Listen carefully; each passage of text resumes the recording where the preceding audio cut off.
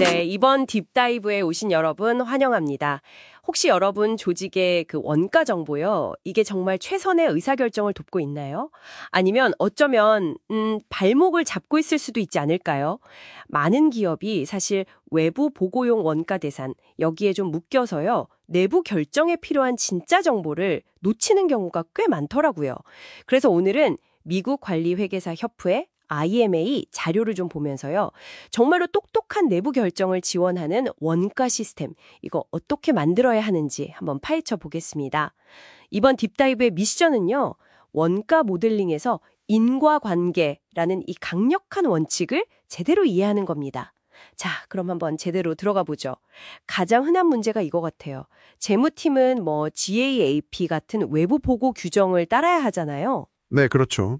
근데 현업 관리자들은 실제 운영 상황을 정말 정확하게 반영하는 그런 정보가 필요하단 말이죠. 이 둘 사이에 생각보다 큰 간극이 있을 때가 많습니다. 바로 여기서 문제가 시작되는 것 같아요. 네, 맞아요.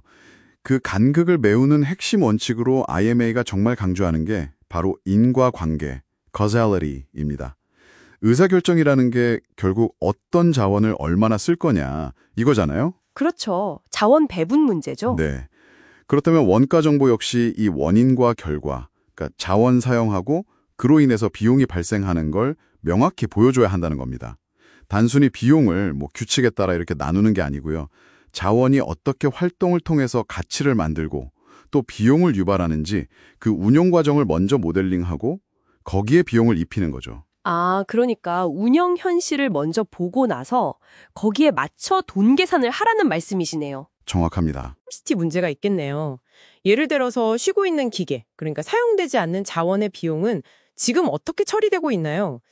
혹시 이 비용이 잘 팔리는 다른 제품에 슬쩍 얹어서 수익성을 왜곡하고 있지는 않을까요? 이게 좀 걱정되는데요. 바로 그게 함정이죠. 네, 제대로 된 접근법이라면 사용되지 않는 생산 능력에서 발생하는 비용, 이걸 명확히 분리해냅니다. 이렇게 하면 좋은 점이 두 가지예요. 첫째는 숨겨진 기회, 그러니까 이 놀고 있는 자원, 이걸 어떻게 활용할까, 이걸 고민하게 만들죠. 아, 활용 방안을 찾게 되는군요. 그렇죠. 둘째는 생산량이 변하더라도 개별 제품 원가는 훨씬 안정적으로 유지된다는 겁니다. 이걸 가능하게 하는 방법 중 하나가 뭐냐면 고정비랑 변동비 원가율을 계산할 때 각각 좀 다른 기준을 쓰는 거예요. 예를 들면 고정비는 최대 가능 생산량을 기준으로 하고 변동비는 실제 계획 생산량을 기준으로 하는 식으로요. 이렇게 하면 놀고 있는 설비 비용이 엉뚱한 제품 원가를 이렇게 부풀리는 걸 막을 수 있습니다. 아, 그렇군요. 유휴 비용을 딱 분리해서 관리하니까 잘 나가는 제품이 억울하게 비용 뒤집어 쓰는 그런 구조를 막는다는 거군요. 이거 흥미로운데요? 네, 중요한 포인트입니다. 그럼 다음 개념은 추적 가능성, traceability네요. 이건 비용이 실제로 어디에 쓰였는지 얼마나 정확히 추적할 수 있느냐 이런 문제 같은데요. 단순히 인건비 비율 같은 걸로 간접비를 대충 나누는 게 아니고요. 네, 그렇습니다.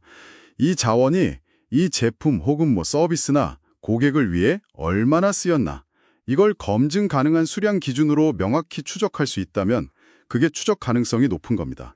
인과관계가 강력하게 반영된 거죠. 이렇게 해야 특정 제품이나 고객의 진짜 수익성, 이걸 알 수 있습니다. 반면에 인건비나 기계 시간 같은 단순 배부 기준에 크게 의존하면요, 실제 비용 발생 원인과는 좀 거리가 멀어지고 어떤 활동이 진짜 비용을 유발하는지 놓치게 되는 거죠. 사실 IMX에서는 이런 원칙들이 얼마나 잘 적용되고 있는지 평가하는 기준도 제시하고 있습니다. 0단계부터 5단계까지 이렇게요. 그렇군요.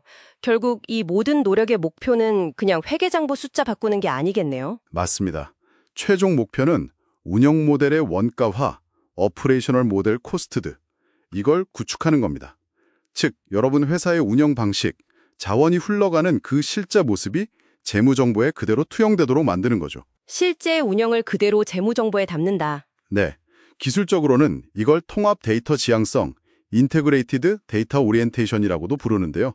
쉽게 말하면 재무팀하고 운영팀이 같은 데이터를 보고 같은 이야기를 하게 만드는 겁니다. 뭐랄까, 우리 회사 버전의 진실이 하나가 되는 거죠. 아, 재무와 운영이 같은 그림을 보게 된다. 야, 이거 진짜 중요한 포인트네요. 그렇죠. 규정 준수를 위한 회계를 넘어서 진짜 의사결정에 힘을 실어주는 정보를 얻게 되는 겁니다. 이번 딥다이브의 핵심은 결국 이거라고 볼 수 있습니다. 의사결정에 정말 쓸모있는 원가 정보를 원한다면 인과관계를 최우선으로 삼아야 한다는 것, 그리고 이걸 위해서는 비용을 계산하기 전에 자원의 흐름과 사용량을 먼저 파악하고 모델링해야 한다는 점입니다. 자, 그럼 마지막으로 이런 질문을 한번 던져볼 수 있겠습니다. 만약 여러분의 원가 시스템이 공장의 빈 기계 돌리는 비용 같은 고정비를 마치 생산량이 늘면 같이 늘어나는 변동비처럼 취급하고 있다면요. 여러분은 혹시 어떤 전략적 기회를 놓치고 있거나 혹은 어떤 위험을 감지하지 못하고 있을까요? 어쩌면 실제로는 수익성이 꽤 괜찮은 제품 라인을 이 잘못된 원가 정보 때문에 중단하는 그런 결정을 내리고 있을지도 모릅니다. 한 번쯤 깊게 생각해 보실 문제입니다.